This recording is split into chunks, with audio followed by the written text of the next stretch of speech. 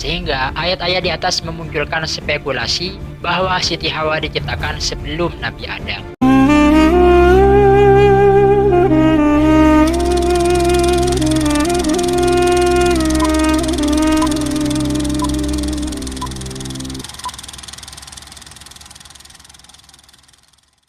Assalamualaikum warahmatullahi wabarakatuh.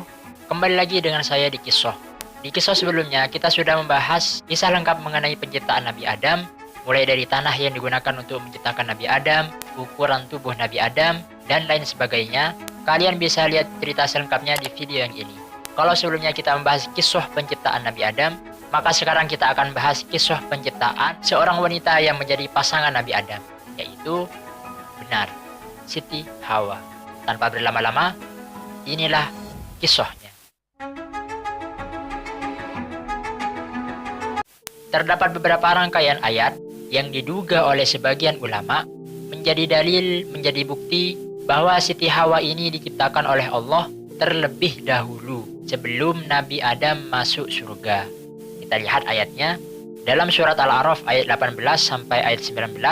Qala khruj minha madhuman madhura laman tabi'aka minhum la'amla'anna jahannama minkum ajma'in wa ya adamu uskun anta wa zawjukal jannata fakula min haythu syi'tuma wa la taqraba hadhihi asyajarata fatakuna minadh dhalimin.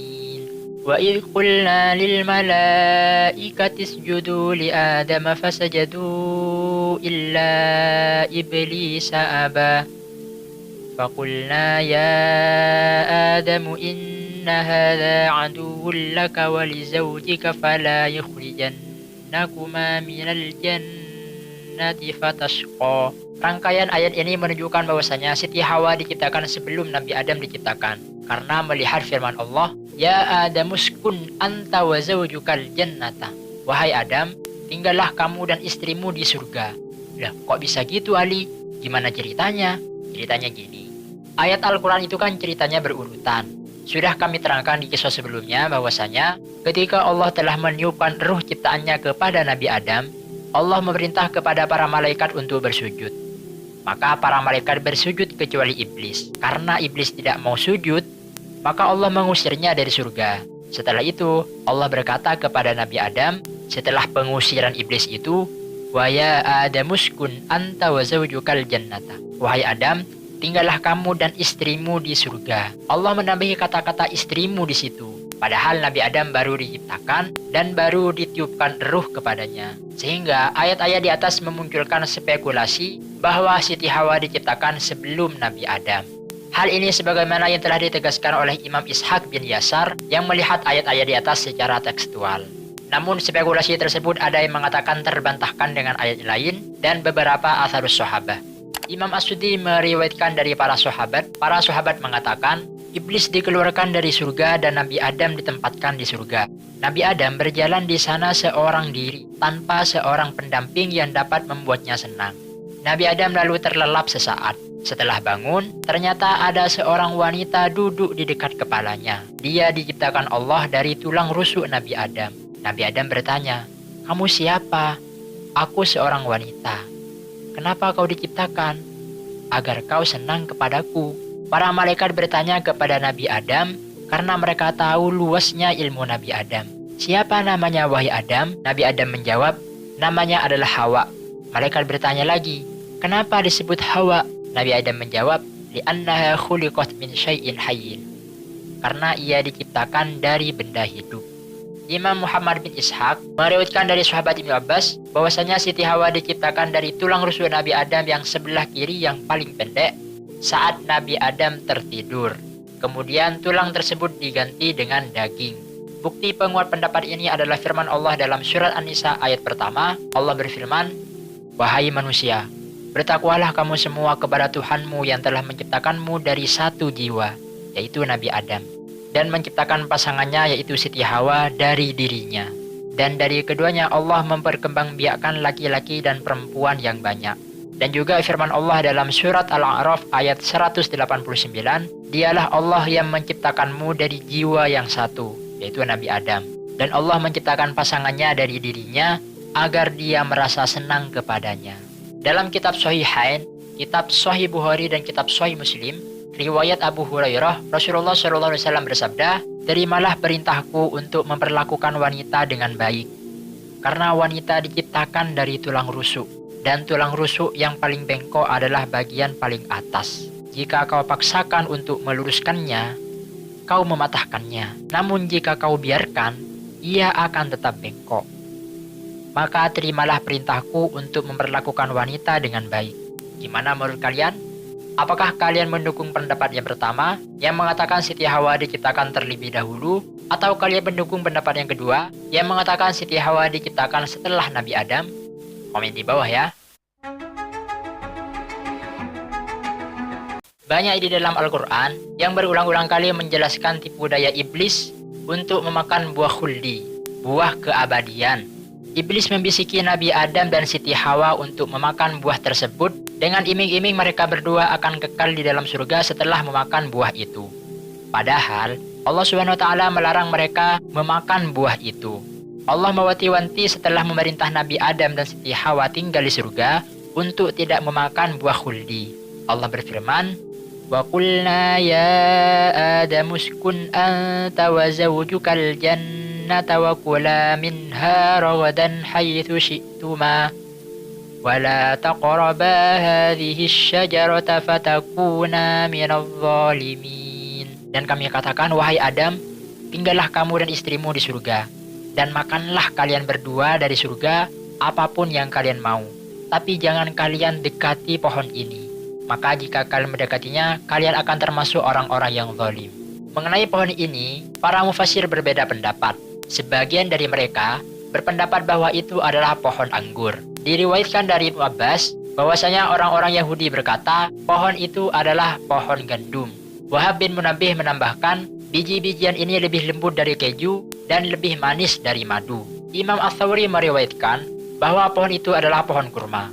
Imam Ibnu Jurayj meriwayatkan dari Imam Mujahid, pohon itu adalah pohon tin.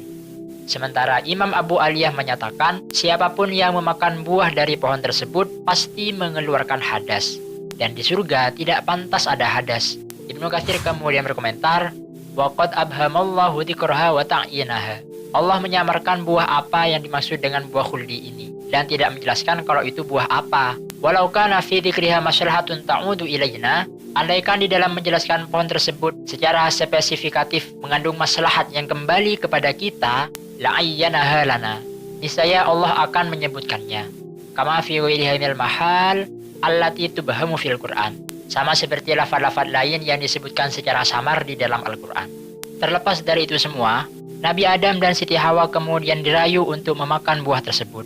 Padahal Allah telah mewanti-wanti agar mereka berdua tidak sampai keluar dari surga gara-gara iblis. Karena iblis adalah musuh bagi mereka berdua. Hal ini sangat jelas diceritakan dalam surat Thaha ayat 117-122. Faqulna ya Adamu inna hadha aduwwun laka wa li zawjika fala yukhrijannakuma minal jannati fatasqa. Lalu kami katakan, "Wahai Adam, sesungguhnya iblis ini adalah musuhmu dan musuh istrimu. Maka jangan sampai iblis ini mengeluarkanmu dari surga, sehingga akan membuatmu celaka. Innalaka alla tajua fiha wa la ta'ra." Karena kamu di dalam surga tidak merasakan lapar dan tidak telanjang. Wa annaka la tatma'u fiha wa la tadha. Dan kamu di surga tidak merasakan haus dan tidak merasakan kepanasan. Fawaswasa ilaihi syaitan wa qala ya Adam hal adulluka ala syajaratil khuldi wa mulkin la yabala. Lalu setan membisiki kepada Nabi Adam dan berkata, "Wahai Adam, maukah aku tunjukkan kepadamu pohon keabadian dan kerajaan yang tidak akan sirna?" Imam Ibnu Katsir mengatakan, mungkin yang dimaksud pohon keabadian ini adalah pohon yang diriwayatkan oleh Imam Ahmad dalam kitab Musnadnya. Rasulullah SAW bersabda, "Sungguh di surga ada sebuah pohon. Seorang pengendara berjalan di bawahnya selama 100 tahun, namun tidak juga melintasinya. Itu adalah pohon keabadian. Fa'akala minha fabadat lahuma sawatuhuma wa tafiqa yakhsifani alaihima min waraqil jannah." Lalu mereka berdua makan buah dari pohon itu hingga nampaklah bagi mereka aurat mereka. Dan mereka langsung menutupi aurat mereka dengan dedaunan surga. Wa asa Adamu rabbahu fawawa. Dan Nabi Adam mendurhakai Tuhannya, lalu dia tersesat.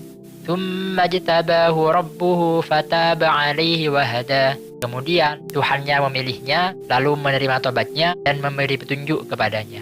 Dalam surat Al-A'raf ayat 20-22, Allah SWT berfirman, فَوَسْوَسَ لَهُمَا الشَّيْطَانُ لِيُبْدِيَ لَهُمَا مَا وُرِيَ عَنْهُمَا مِنْ سَوْآتِهِمَا.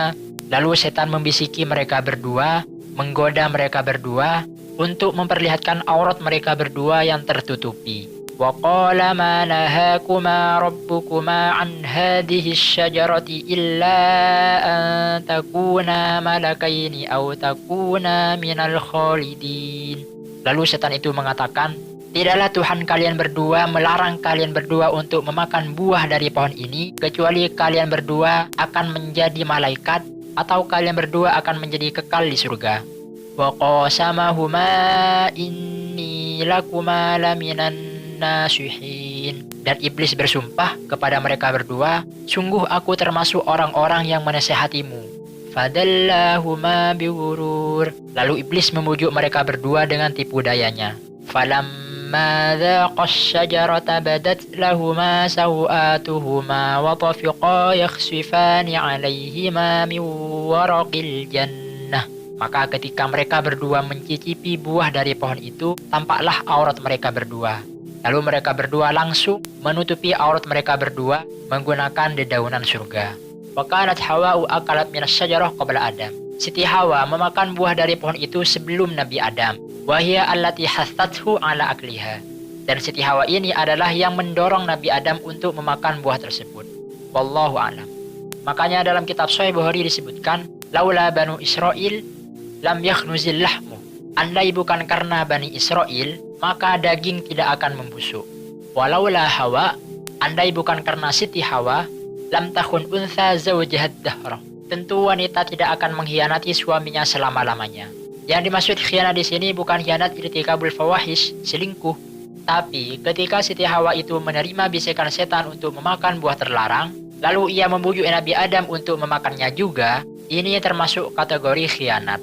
Adapun khianat-khianat setelah Siti Hawa itu sudah mulai bervariasi. Disebutkan dalam kitab Taurat yang beredar di kalangan ahlu kitab, yang mendorong Siti Hawa memakan buah pohon adalah seekor ular yang besar dan berbentuk indah. Siti Hawa memakan buah pohon karena bujukan si ular itu, lalu memberikan buah itu kepada Nabi Adam. Iblis tidak disebutkan dalam kisah ini. Saat itu, kedua mata Nabi Adam dan Siti Hawa terbuka, dan keduanya sadar bahwa mereka telanjang. Kemudian mereka berdua mencari dedaunan buah tin, lalu mereka membuatnya sebagai sarung.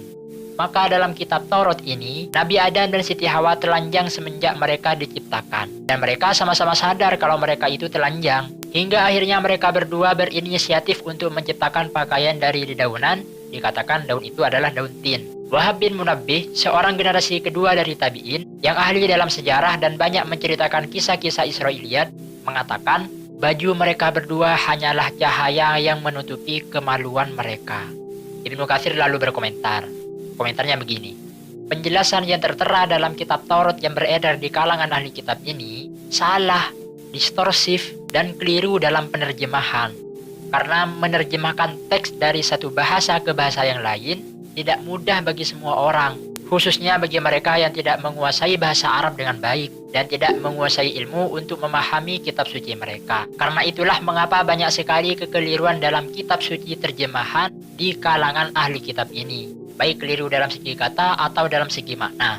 Padahal Al-Quran menyebutkan bahwasanya Nabi Adam dan Siti Hawa memakai pakaian, bukan telanjang seperti yang diceritakan di kitab Taurat tadi. Yanzi'u anhuma libasahuma liyuriyahuma sawatihima. Iblis berusaha mencopot pakaian dari mereka berdua untuk memperlihatkan aurat keduanya. Tak hanya itu, riwayat dari Imam Ibnu Abi Hatim yang sambung kepada sahabat Ubay bin Ka'ab turut menguatkan pendapat ini. Rasulullah SAW bersabda, Allah menciptakan Nabi Adam seorang laki-laki tinggi, berambut lebat, seperti pohon kurma yang menjulang tinggi. Ketika Nabi Adam memakan buah pohon itu, pakaiannya lalu terlepas. Berarti beliau memakai pakaian dong. Dan bagian pertama yang terlihat adalah auratnya. Saat melihat auratnya, Nabi Adam berlari di surga. Lalu ada sebuah pohon mengait rambutnya. Nabi Adam lalu berusaha melepaskan rambutnya dari pohon itu. Lalu Ar-Rahman Azza wa Jal memanggilnya. Hai Adam, apakah engkau melarikan diri dariku? Ketika mendengar kalam itu, Nabi Adam menjawab, Ya Rob, aku tidak melarikan diri darimu, tapi aku malu.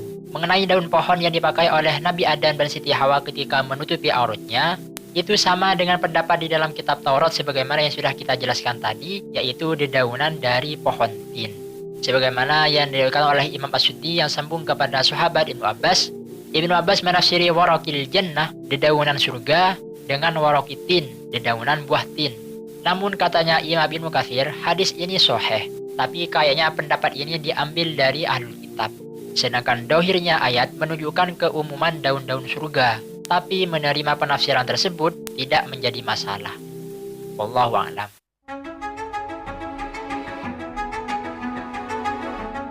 Banyak perbedaan pendapat mengenai lokasi diturunkannya Nabi Adam. Sahabat Ibnu Abbas mengatakan Nabi Adam diturunkan di sebuah tempat bernama Dahna, tempat di antara Mekah dan Taif. Imam Al-Hasan menuturkan Nabi Adam diturunkan di India, Siti Hawa di Jeddah, Iblis di Dustumyan, beberapa mil dari Basrah, dan ular diturunkan di Asbahan. Imam As-Suddi mengatakan Nabi Adam diturunkan di India bersamaan dengan Hajar Aswad dan segenggam dedaunan surga. Dedaunan itu kemudian Nabi Adam tebarkan di sana dan menumbuhkan pepohonan yang baik di sana. Sahabat Ibnu Umar mengatakan Nabi Adam diturunkan di Sofa, sementara Siti Hawa diturunkan di Marwah. Imam Ibnu Atiyah menuturkan Nabi Adam berada di surga selama 100 tahun. Riwayat lain menyebutkan 60 tahun. Menangisi surga selama 70 tahun, menangisi kesalahannya selama 70 tahun, dan menangisi anaknya ketika dibunuh selama 40 tahun. Abu Musa Al-Asy'ari mengatakan Allah menurunkan Nabi Adam dari surga ke bumi dan mengajarkan segala kerajinan kepadanya. Allah membekali Nabi Adam dengan buah-buahan surga. Buah-buah yang sering dimakan kalian ini adalah buah-buahan surga. Hanya saja buah-buahan di dunia berubah, maksudnya bisa membusuk, sementara buah-buahan di surga tidak bisa berubah. Sahabat Ibnu Abbas mengatakan, Nabi Adam hanya tinggal di surga dalam rentan waktu antara sholat asar hingga matahari terbenam. Sahabat Abu Hurairah menuturkan, Rasulullah SAW bersabda, hari terbaik yang matahari terbit pada hari itu adalah hari Jumat. Pada hari itu, Nabi Adam diciptakan. Pada hari itu, ia masuk ke surga. Pada hari itu, ia dikeluarkan dari surga. Dan pada hari itu pula, kiamat terjadi. Sedangkan hadis yang diriwayatkan oleh Imam Ibnu Asakir dari sahabat Anas, Rasulullah SAW bersabda, Nabi Adam dan Siti Hawa turun dari surga dalam kondisi sama-sama telanjang. Keduanya mengenakan dedaunan surga. Nabi Adam kemudian terkena udara panas. Ia duduk dengan menangis dan berkata kepada Siti Hawa, Wahai Hawa, rasa panas ini sangat menggangguku. Malaikat Jibril kemudian datang dengan membawa kapas, memerintah Siti Hawa menenun dan mengajari caranya, memerintahkan Nabi Adam untuk merajut dan mengajarkan caranya. Nabi Adam tidak menggauli istrinya selama berada di surga, hingga diturunkan dari sana karena kesalahan yang ia lakukan lantaran keduanya memakai pohon terlarang. Masing-masing dari keduanya tidur secara terpisah. Salah satunya tidur di hamparan padang pasir, dan yang lain tidur di sisi lain. Hingga malaikat Jibril datang menemui Nabi Adam dan memerintahkan untuk menggauli istrinya. Malaikat Jibril mengajarkan Nabi Adam cara menggauli istrinya. Setelah Nabi Adam menggauli istrinya, malaikat Jibril bertanya, bagaimana kau mendapati istrimu? Nabi Adam menjawab, baik. Hadis ini termasuk hadis gharib dan sangat mungkar jika dikatakan marfu. Mungkin hadis ini perkataan sebagian salaf. Sa'id bin Maisarah dalam sanad hadis ini adalah Abu Umran Al-Bakri Al-Basri. Imam Bukhari mengomentari tokoh ini mungkarul hadis. Hadisnya mungkar. Imam Ibnu Hibban berkomentar, yarwi al-maudu'at. Tokoh ini meriwayatkan hadis-hadis maudhu. Imam Ibnu Adi menambahkan mudlimul amri. Keberadaan tokoh ini tidak jelas. Wallahu a'lam bishawab. Dalam lanjutan ayat sebelumnya di dalam surat Al-A'raf ayat 22, Setelah Nabi Adam dan Siti Hawa memakan buah terlarang, lalu auranya terbuka dan bergegas untuk menutupinya dengan daun-daun surga, Allah Subhanahu wa taala lalu berfirman, "Wa nadahuma rabbuhuma alam anhakuma an tilkumas syajarati wa aqul lakuma innasyaitana lakuma aduwwum mubin." Tuhan mereka menyeru mereka, "Bukankah aku telah melarang kamu dari pohon itu, dan bukannya aku sudah bilang kepadamu bahwasanya setan itu adalah musuhmu yang nyata?" Qala rabbana zalamna anfusana wa illam taghfir lana wa tarhamna lanakunanna minal khasirin. Mereka berdua berkata, "Ya Rob, kami telah mendolimi diri kami sendiri. Jika Engkau tidak mengampuni kami dan tidak memberi rahmat kepada kami, niscaya kami akan termasuk orang-orang yang rugi." Kata-kata ini diungkapkan oleh Nabi Adam sebagai bentuk i'tiraf, pengakuan atas kesalahan, dan sebagai bentuk bertobat kepada Allah. Qala bitu ba'dukum li ba'din adu walakum fil ardi mustaqarru wa mata'un ilahin. Turunlah kalian semua.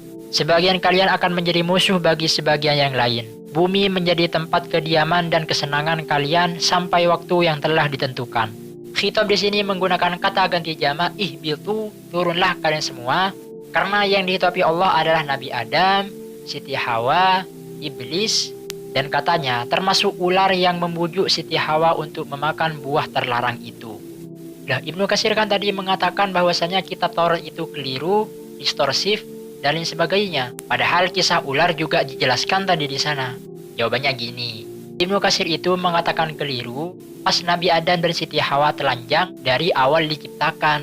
Sedangkan yang lainnya seperti ular dan seperti apa tadi menutupi aurat dengan daun tin, Ibnu Katsir no comment.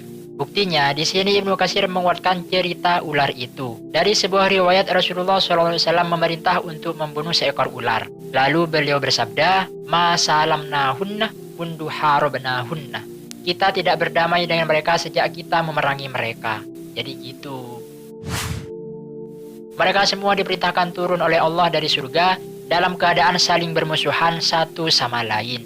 Sedangkan firman Allah yang menggunakan khitab tasniyah, kata ganti dua orang, dalam surat Thaha ayat 123, "Qala biqa minha jami'an ba'dukum li ba'din adu." Itu perintah kepada Nabi Adam dan Iblis. Sedangkan Siti Hawa ikut kepada Nabi Adam dan ular ikut kepada Iblis. Namun ada juga yang berpendapat ayat di atas adalah perintah kepada mereka berempat, tapi dengan menggunakan sigot tasniyah, kata ganti untuk dua orang. Setelah Nabi Adam ini diusir oleh Allah, Nabi Adam ini meminta maaf kepada Allah dan memohon ampunan kepada Allah. Allah Subhanahu wa taala berfirman, "Fatalaqqa Adamu min rabbih kalimatin fataba 'alaihi innahu huwat tawwabur rahim." Kemudian Adam menerima beberapa kalimat dari Tuhannya. Kalimat di sini menurut sebagian mufassir adalah ucapan untuk memohon ampunan atau tobat. Lalu dia pun menerima tobatnya. Sungguh Allah Maha Penerima Tobat lagi Maha Penyayang. Ada yang berpendapat kalimat yang diajarkan oleh Allah kepada Nabi Adam untuk bertobat adalah firman Allah, "Rabbana zalamna anfusana wa illam taghfir lana wa tarhamna lanakunanna minal khasirin." Pendapat ini diriwayatkan dari Imam Mujahid, Sa'id bin Jubair, Abul Aliyah, Ar-Rabi bin Anas, Al-Hasan, Qatadah, Muhammad bin Ka'ab, Khalid bin Mi'dan, Atha al-Khurasani, dan Abdurrahman bin Zaid bin Aslam. Diriwayatkan dari Ubay bin Ka'ab, Rasulullah SAW bersabda, Nabi Adam berkata, "Bagaimana pendapat engkau jika aku bertobat? Apakah aku akan kembali ke surga?" Allah menjawab, "Iya." Itulah yang dimaksud firman Allah, "Fatalaqqa Adamu min rabbih kalimatin fataba 'alaihi." Tapi hadis dari jalur ini gharib dan terjadi inqita' dalam rantai sanadnya. Diriwayatkan dari Mujahid, dia berkata, yang dimaksud kalimat itu adalah perkataan Allahumma la ilaha illa anta subhanaka wa bihamdika rabbi inni zalamtu nafsi faghfirli innaka khairul ghafirin. Allahumma la ilaha illa anta subhanaka wa bihamdika rabbi inni zalamtu nafsi faghfirli innaka khairur rahimin. Allahumma la ilaha illa anta subhanaka wa bihamdika rabbi inni zalamtu nafsi fatub alayya innaka antat tawwabur rahim. Diriwayatkan dari Ibnu Abbas ketika mentafsiri ayat ini, beliau berkata, Nabi Adam berkata, "Ya Rob, bukankah engkau telah menciptakanku dengan tanganmu?" Lalu dijawab, "Iya." "Kau tiupkan sebagian ruh ciptaanmu padaku?" Dijawab, "Iya." "Aku bersin lalu kau ucapkan, semoga Allah merahmatimu dan rahmatmu mendahului murkamu." Dijawab, "Iya." "Dan kau takdirkan aku melakukan kesalahan ini?" Dijawab, "Iya." Nabi Adam kemudian bertanya, "Katakan padaku, jika aku bertobat apakah engkau akan mengembalikanku ke surga?" Allah menjawabnya, "Iya." Imam Hakim berkata, sanadnya sahih, namun Imam Bukhari dan Imam Muslim tidak mentahrijh hadis ini. Diriwayatkan dari sahabat Umar bin Khattab, Rasulullah SAW bersabda, ketika Nabi Adam melakukan kesalahan, ia berkata, "Ya Rob, aku mohon kepadamu, dengan hak Muhammad ampunilah aku." Allah bertanya, "Bagaimana kamu mengenal Muhammad, sementara aku sama sekali belum menciptakannya?" Nabi Adam menjawab, "Ya Rob, saat kau menciptakanku dengan tanganmu, dan meniupkan sebagian ruh ciptaanmu kepadaku, aku mengangkat kepala. Lalu aku melihat tulisan di kaki-kaki arsy, La ilaha illallah Muhammadur Rasulullah. Aku tahu kau tidak akan menyandingkan dengan namamu kecuali makhluk yang paling engkau cintai." Allah berfirman, "Engkau benar wahai Adam, sungguh dia makhluk yang paling aku cintai. Karena kau memintaku dengan wasilah haknya, maka aku mengampunimu. Andai bukan karena Muhammad, tentu aku tidak akan menciptakanmu." Imam Al-Baihaqi mengatakan, hanya Abdurrahman bin Zaid bin Aslam yang meriwayatkan dari jalur hadis ini, dan hadis ini dhaif. Wallahu a'lam. Cukup di sini kisah pada kali ini, semoga kalian terhibur. Wassalamualaikum warahmatullahi wabarakatuh.